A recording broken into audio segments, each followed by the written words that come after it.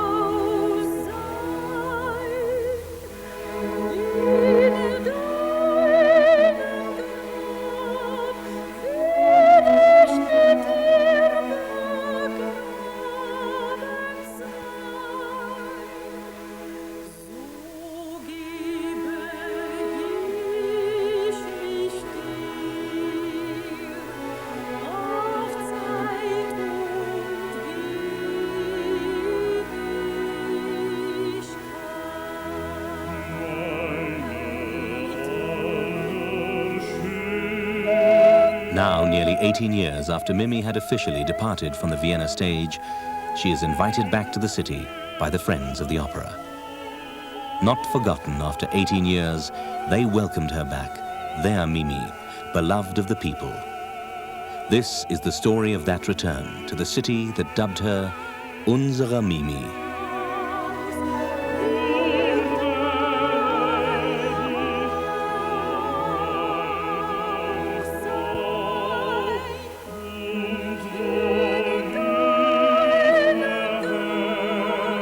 You know, when I think of Vienna, I went there with a burning ambition to sing. I wanted more than anything else in life to be on stage. Nothing else mattered. That was my sort of, what would you call it, uitgangspunt. My aim, my driving force, my ambition, my ideals, my prayers. After that, it's as if life took over. It brought me a lot of sorrow, a lot of sadness.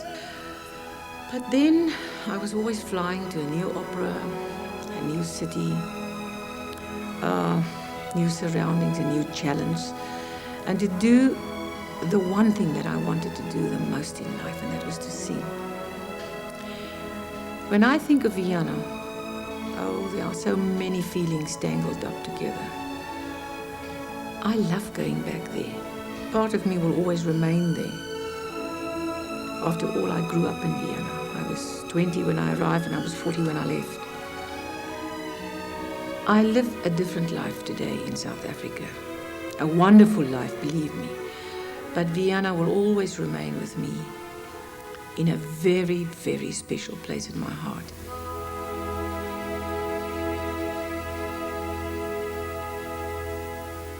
Vienna, city of music. Home to Mozart, Beethoven, Schubert, Brahms, Salieri and Haydn. The center of European music for the past 200 years.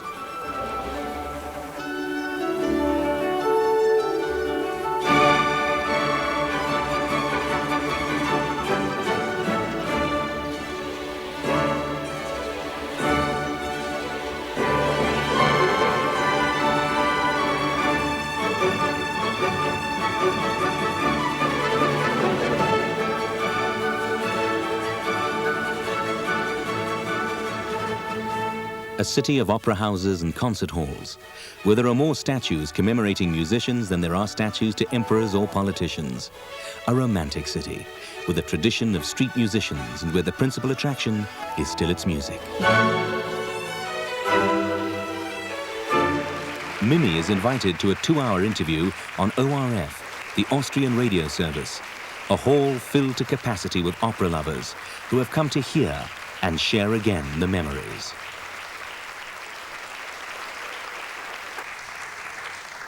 Meine Damen und Herren, schönen guten Morgen. Frau Kammersängerin Mimi Coertse, die uns 1973, glaube ich, verlassen hat, nach Südafrika zu gehen. Sehr, sehr erfreulich ist da zu sein. Entschuldigung. Sie werden ja am 14. Oktober hier einen Liederabend im Palais Pallavicini geben. Warum ist die Stimme so jugendlich geblieben? Was machen Sie dafür? Na, ich mache nichts dafür. Ich glaube nicht, ich habe richtig gesungen. Ich habe eine sehr gute Technik. Und ich bitte, das klingt wahnsinnig großer Kopf, aber ich sage es in ganz Bescheidenheit jetzt. Meine Technik ist sehr gut und ich glaube auch, dass eine Koloraturstimme länger vielleicht behalten bleiben als schwere Stimme.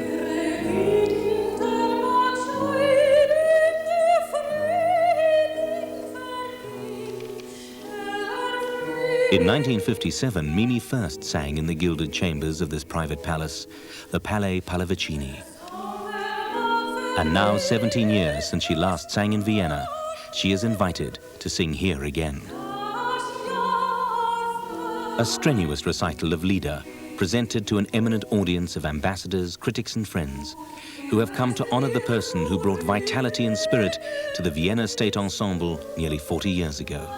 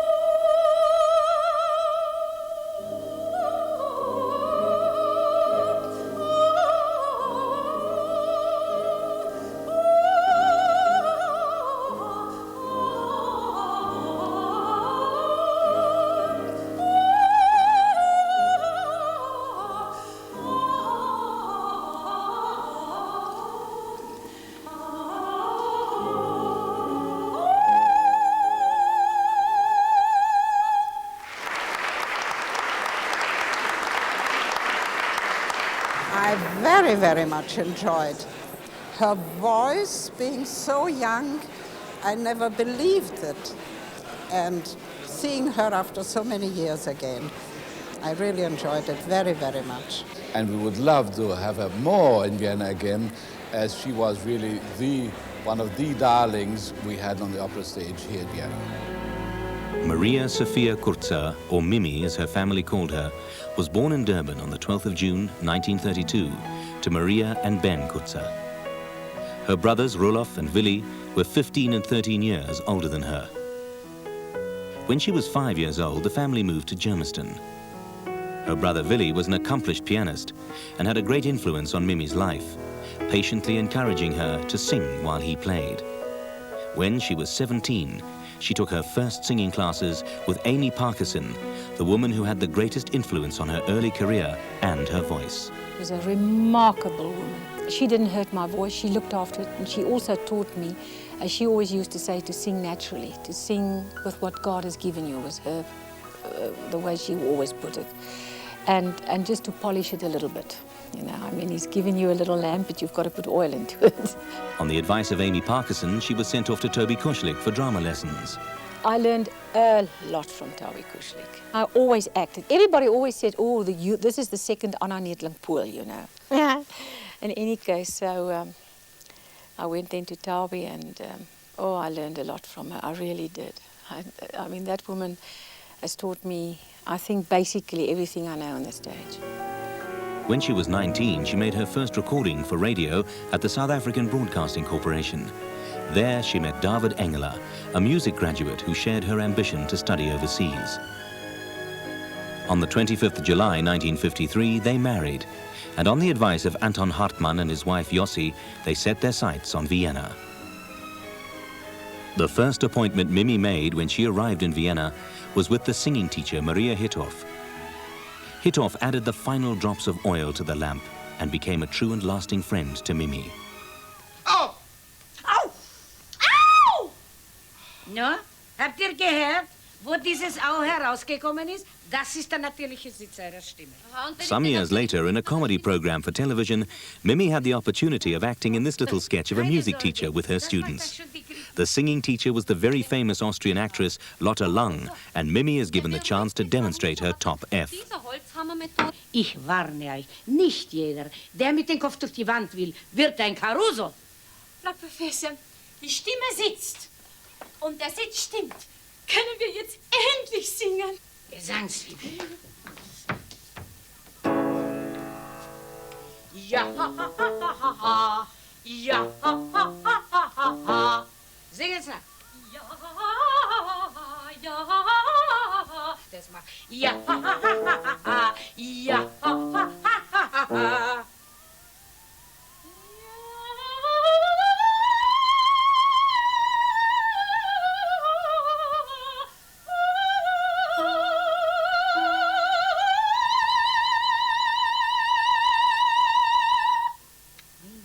Sie dürfen doch den Ton nicht so stemmen. Wir sind doch bei keiner Gewichtheberkonkurrenz.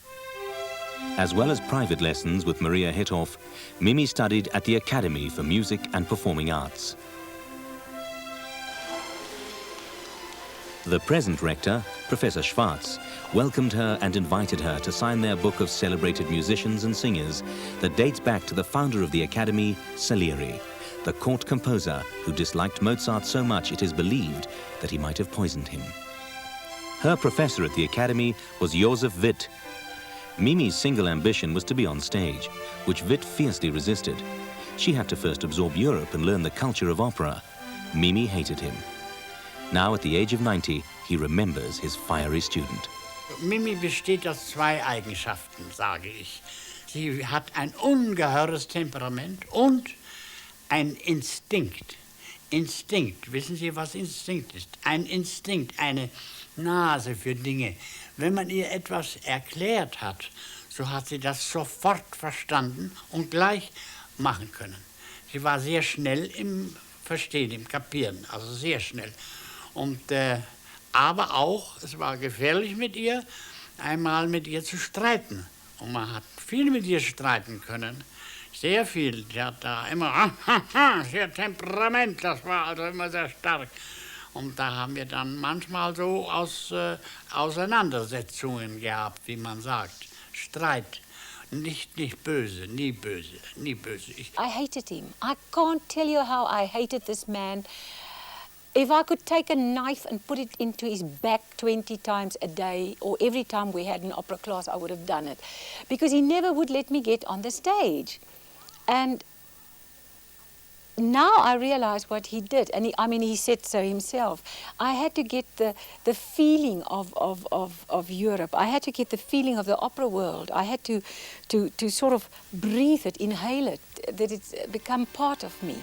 It was Witt who gave Mimi her first professional debut in 1955, just a year after entering the Academy. She sang the role of a flower maiden in Wagner's Parsifal in Naples, under the baton of Professor Karl Böhm. In September 1955, she sang Queen of the Night in Basel. The following January, she again sang Queen of the Night, this time in Naples, with Boris Christoph, under the baton of the world-famous Vittorio Gui. But in spite of this important debut on the European stage, Mimi had only once ever sung in public in Vienna. It was in this church in Hitzinger am Platz that Professor Karl Nemeth invited her to sing with his small Mozart ensemble. Of course, I jumped for it, especially because it was also in a church, you know. To me, that was a very good beginning in Vienna, to sing the first time in a church. And so I said, okay, fine, that'll be wonderful. And then we did the motet. Not the whole, I think I only sang the Alleluia. And that was then right there in the gallery. And that was basically, that was still some time before I became a member of the Staatsoper. But that was just wonderful, you know, to be able to do something here.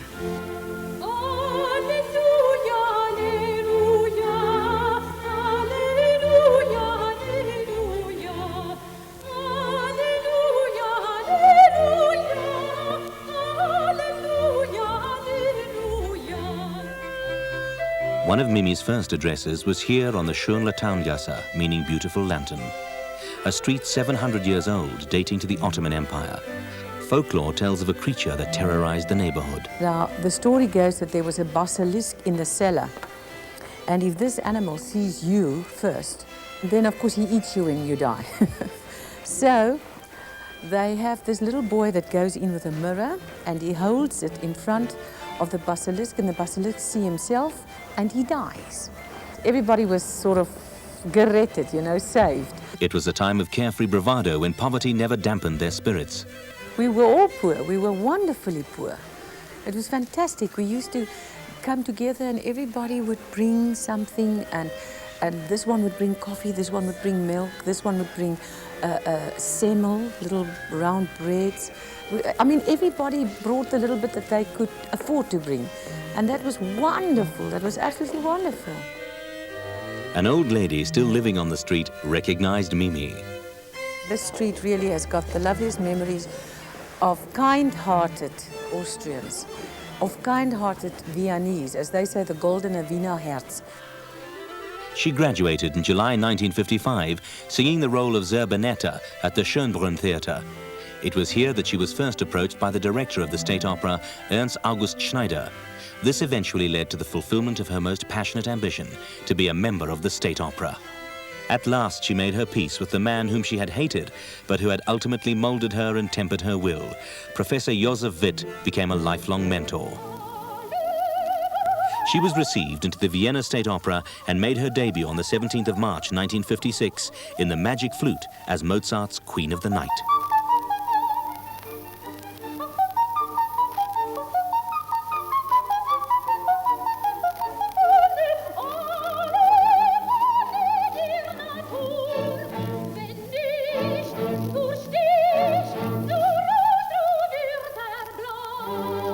It was a role that earned her more money than any other. She sang it over 500 times in 5 different languages in every major opera house in Europe, from Athens to Spain, from La Scala, Italy to Naples, the Paris Opera to Salzburg and Frankfurt.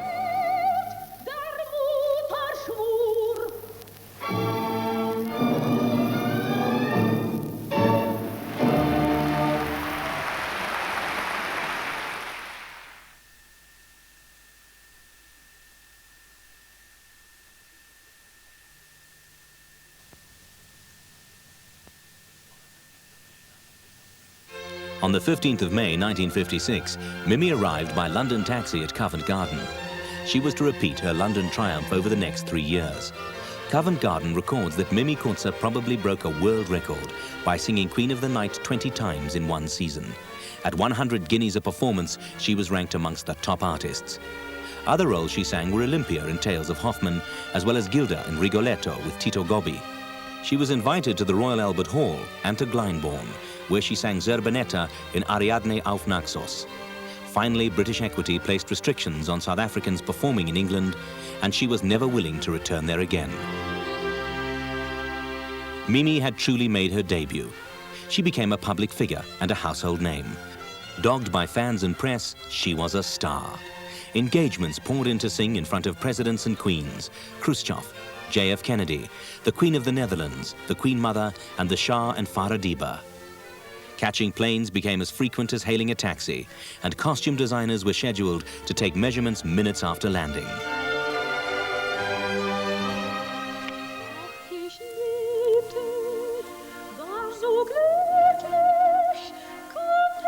Back in Vienna, she was the youngest member ever to have received a contract without an audition. Mimi Coertze had become the reigning queen of the Vienna State Opera, and this was to be her dressing room for the next 18 years. Yeah, there's a lot of memories in this room, a great deal of memories. I miss the people that was here with me, like the woman with my wigs, who was for 17 years the same person. The woman who dressed me and looked after me. They all became your friends. They were like family. When you got here at night, they'd give you one look in the face and say, "You didn't have a good day today," or "Did you cry today?" or "Are you homesick?" Or they knew, they read you like a book. Or "Come on, let's forget today. Tonight you're going to sing and make people happy." This room, I must really say, this is my domain. This is me. My office, whatever you want to call it. Let's say there's a little bit of the blood in me comes out of this room. There's a lot of things in this room.